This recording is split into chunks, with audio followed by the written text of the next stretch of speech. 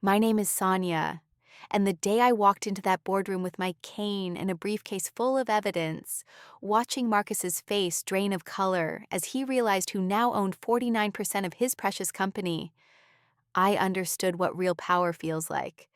It wasn't the money. It wasn't even the victory. It was watching him understand, finally, that the woman he'd mocked, abandoned, and tried to bury wasn't broken at all. She was just getting started. Have you ever watched someone you loved look at you like you're suddenly worthless? Let me back up, because this story doesn't start in a boardroom. It starts in a hospital room 3 years ago, where I woke up to fluorescent lights and the steady beep of machines, with a doctor telling me that the drunk driver who hit my car had changed my life forever. Spinal injury, nerve damage, partial paralysis in my left leg. I'd walk again, they said, but differently. Slower, with assistance. I was 28 years old, and I'd just been promoted to senior project manager at Stellar Tech Solutions, one of the fastest growing software companies in the city. I had a boyfriend I thought I'd marry. I had a future that looked bright and certain. And then, in one moment, all of it shattered like glass. Marcus came to see me in the hospital exactly 3 times. The first time he held my hand and said all the right things. The second time, he was quieter, more distant. By the third time, 2 weeks after the accident, he couldn't even look at me properly. He stood by the window, hands in his pockets, and told me he needed space to process everything. I remember thinking how strange that sounded, like my injury was something that had happened to him. He broke up with me over text message a week later, not even a phone call, just a paragraph about how he couldn't handle seeing me like this and how he needed to focus on his own mental health. I read that message 17 times, looking for the person I'd known in those words, and I couldn't find him anywhere. But that wasn't the worst part. The worst part came when I finally returned to work 4 months later, walking with a cane, trying to prove to everyone, and especially to myself, that I was still capable, still the same person who'd earned that promotion through 70-hour weeks and brilliant project execution. I'd learned to manage the pain. I'd done the physical therapy. I'd adapted. My boss, Richard, called me into his office my second day back. He had that look people get when they're about to hurt you but want credit for being gentle about it. He told me the company had restructured during my absence. My position had been filled. They were offering me a junior coordinator role instead, with a 40% pay cut. When I asked why, when I reminded him that I'd been on medical leave and legally protected, he actually smiled. A small, pitying smile that made my stomach turn. Sanya, we need people who can move fast, who can be in multiple places at once. You understand, don't you? We're not saying you can't contribute. We're just being realistic about limitations. Limitations. That word hung in the air like poison. I wanted to scream. I wanted to cry. Instead, I nodded, took the demotion, and went back to my desk. I needed the job. I needed the insurance. I was still drowning in medical bills that my insurance only partially covered. I had no choice but to swallow my pride and accept being treated like I was suddenly incompetent because I walk differently. But here's what Richard and Marcus and everyone else who looked at me with pity or contempt didn't understand. My mind hadn't been in that accident. My intelligence, my strategic thinking, my ability to see patterns and opportunities that others missed, none of that required 2 functioning legs. The junior coordinator position meant I was suddenly invisible in meetings, my ideas attributed to others, my contributions dismissed. I watched less qualified people get promoted over me. I heard the whispers. Such a shame. She used to be so promising. It's probably for the best, really. Less pressure. 6 months into this nightmare, I attended a company event I almost skipped. It was one of those mandatory networking dinners where everyone pretended to enjoy rubber chicken and forced conversation. I went because not going would have been noticed, marked as another sign that I wasn't committed. That's where I saw them. Marcus and Jennifer, the woman who'd taken my position while I was recovering. His hand on her lower back, her laugh too loud, the way they leaned into each other. I later learned from the office gossip that they'd started dating a month after my accident, while he was still technically with me, while he was visiting me in the hospital and holding my hand. Jennifer saw me across the room and had the audacity to wave, like we were friends. Like she hadn't stepped into my life the moment I'd fallen out of it. Marcus didn't even have the decency to look uncomfortable. He just nodded at me, casual, like I was a colleague he barely knew. I left early that night, drove home, and sat in my apartment in the dark for 3 hours. I thought about everything I'd lost, everything that had been taken from me, not by the accident, but by people who decided I was less than I'd been before. People who saw my cane and assumed my value had depreciated along with my mobility. And then something shifted. I stopped crying and started thinking. I'd always been good with money, good with investments. Before the accident, I'd been building a modest portfolio, reading market analyses the way other people read novels. I'd been careful, strategic, saving 30% of every paycheck. The accident had eaten through a lot of that, but not all of it. I still had some savings, still had a mind that understood how to see opportunities. So I started looking, not at job postings, not at ways to prove myself to people who'd already decided I wasn't worth their respect. I started looking at failing businesses, at undervalued assets, at companies with potential that were hemorrhaging money due to incompetent management. I spent every evening after work analyzing financial reports, studying market trends, teaching myself everything I could about business acquisition and corporate structure. I lived on ramen and determination, funneling every spare dollar into high-risk, high-reward investments. Some failed, most didn't. I discovered I had a talent for seeing value where others saw risk. Within 8 months, I tripled my initial investment. Within 14 months, I turned $50,000 into $300,000. I wasn't sleeping much. The pain in my leg was constant, worse when I was stressed, but I'd learned to work through it. Pain was just another variable to manage. At work, I kept my head down and played the role they'd assigned me. Grateful, diminished, harmless. I took notes in meetings where I should have been leading presentations. I smiled when people talked over me. I let them think I'd accepted my place. Meanwhile, I was building something they couldn't see. I created an LLC, brought in a business partner I'd met through an online investment forum, a sharp woman named Priya, who understood what it meant to be underestimated. Together, we started acquiring small stakes in various companies. Nothing flashy, nothing that would draw attention. And then I learned something interesting. Stellar Tech Solutions.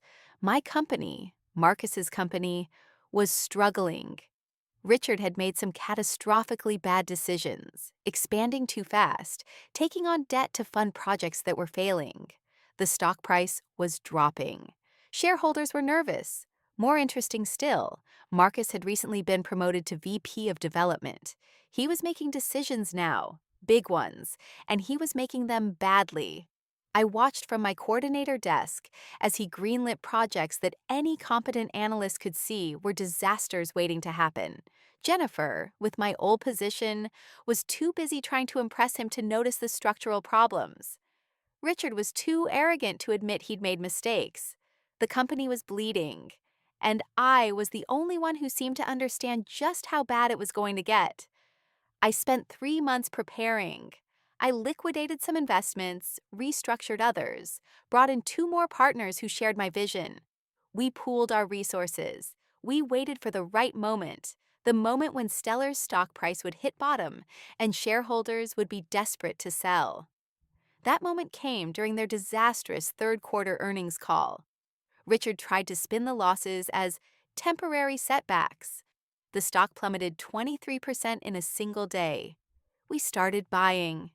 Quietly, through multiple entities, never enough to trigger disclosure requirements, never enough to make anyone notice. We bought shares from panicked investors who thought the company was doomed. We bought shares from employees who'd lost faith in leadership. We accumulated slowly, carefully, over 6 weeks. By the time anyone realized what was happening, we owned 49% of the company. Not quite controlling interest, but close enough. Close enough to matter, close enough to have a voice. I'll never forget the emergency board meeting where they finally understood what had happened. I'd spent 2 years at that company being invisible, being dismissed, being treated like my disability had made me somehow less intelligent, less valuable, less worthy of respect. And now I walked into that boardroom, Priya beside me, our lawyer behind us, and I watched recognition dawn on their faces one by one. Richard went pale. Jennifer looked confused, like she couldn't quite understand how the quiet coordinator could be sitting at this table. And Marcus? Marcus just stared at me like he was seeing a ghost.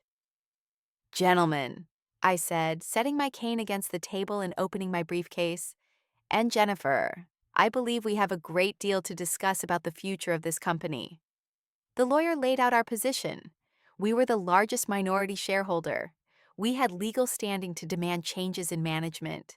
We had documentation of financial mismanagement, of discriminatory practices, of hostile work environment issues that could trigger investigations and lawsuits. We had everything we needed to make their lives very, very difficult. Or, I offered, they could listen to our restructuring plan. They could accept that new leadership was needed. They could make this easy. Richard tried to bluster. He threatened legal action. He claimed we'd obtained shares illegally. Our lawyer calmly explained why every accusation was baseless, why every share was legally purchased, why every document we had was obtained through proper channels.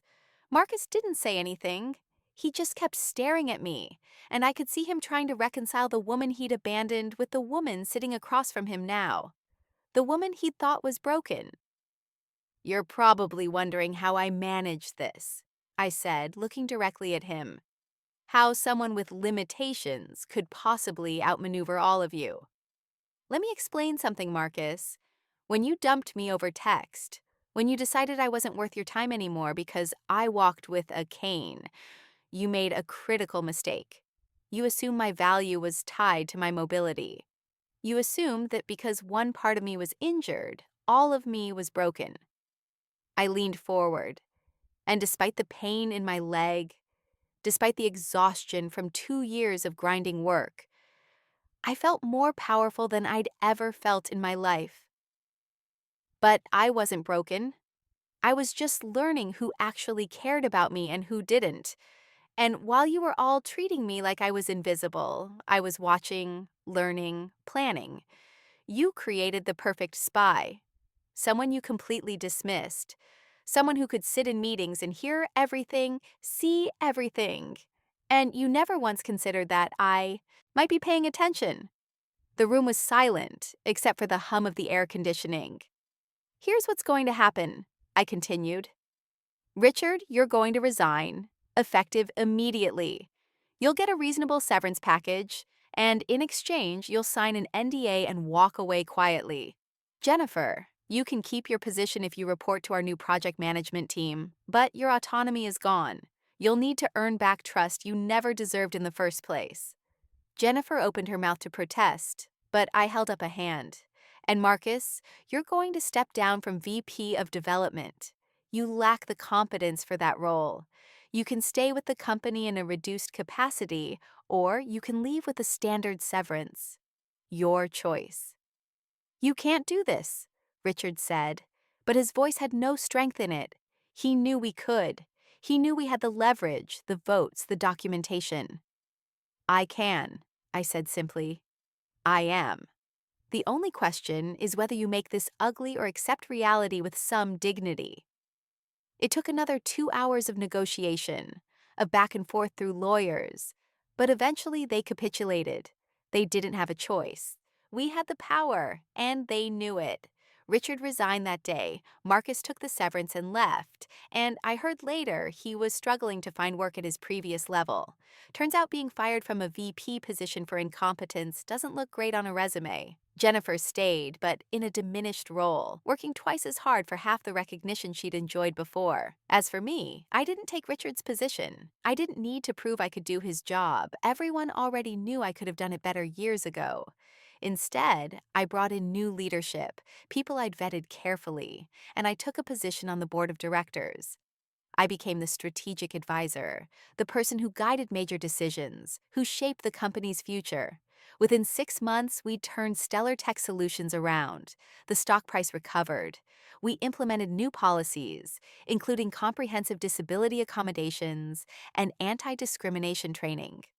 We created a culture where people were valued for their contributions, not their physical capabilities. I rebuilt that company into something better than it had been. And I did it while walking with a cane, while managing chronic pain, while proving every single day that my limitations had never been limitations at all. They were just excuses other people used to dismiss me. A year after that boardroom confrontation, I was at a coffee shop near my office when I saw Marcus. He was sitting alone, looking at his phone, and he looked tired in a way that had nothing to do with sleep. I could have walked past, could have pretended I didn't see him. But I didn't. I walked over to his table and he looked up, startled. "Sania," he said, and there was something in his voice I couldn't quite identify. Regret, maybe? Shame. "Marcus," I replied, staying standing, my cane planted firmly on the floor. "Between us, he started, then stopped. "I've been wanting to reach out to apologize, but I didn't know if you'd want to hear from me." "You're right," I said calmly. "I don't. But since I'm here, let me tell you something.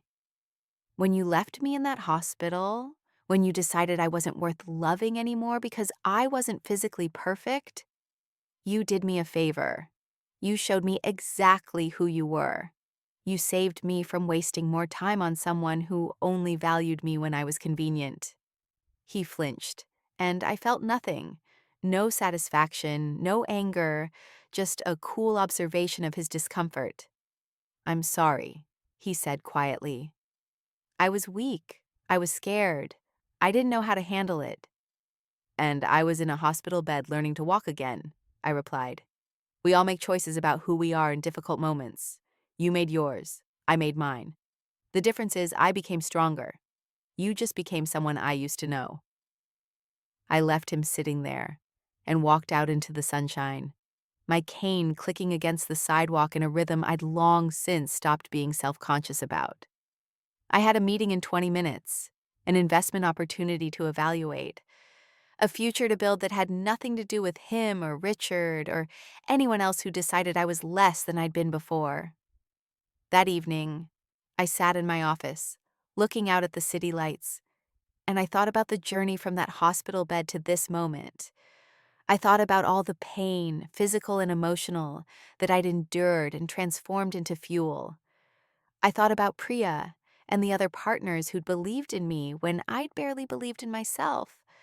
I thought about the employees at Stellar who now worked in an environment that valued substance over appearance, contribution over conformity. My phone buzzed with a message from my physical therapist, reminding me about tomorrow's appointment. I still had pain. I still walked with a cane. That hadn't changed. What had changed was understanding that those things didn't define my worth or limit my potential.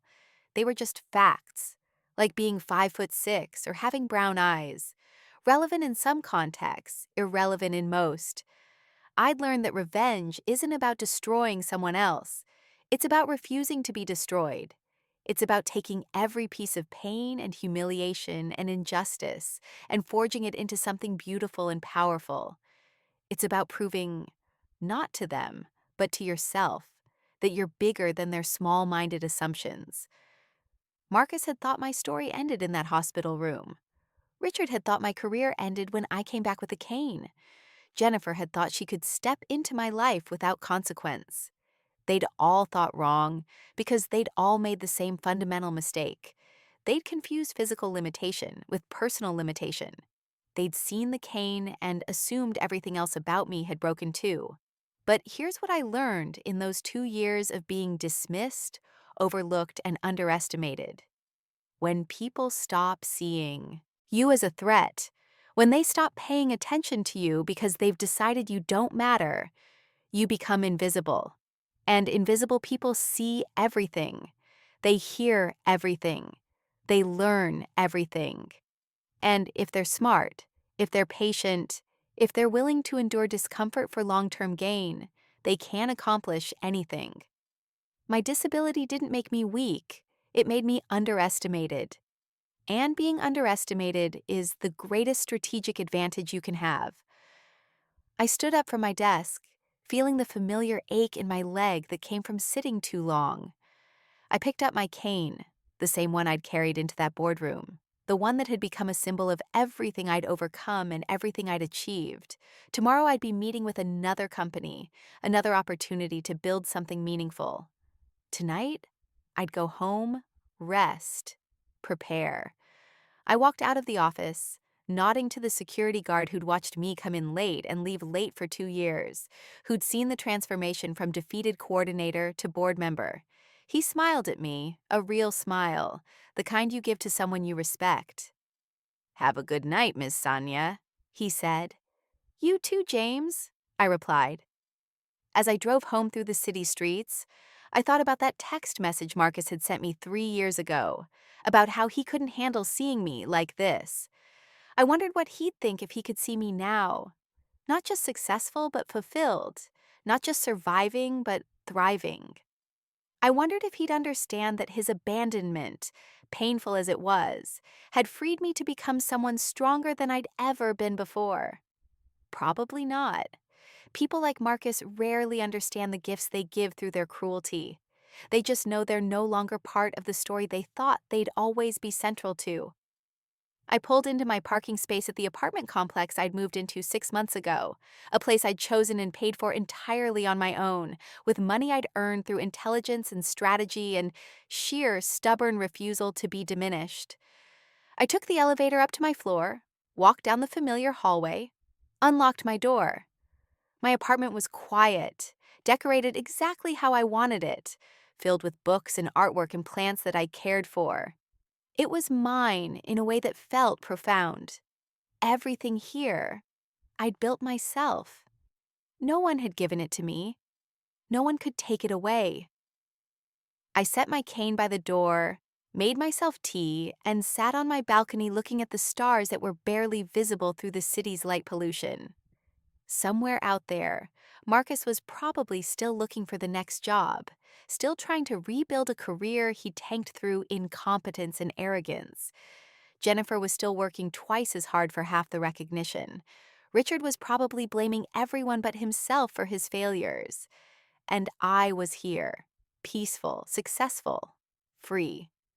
The revenge I'd taken wasn't destruction. It was construction.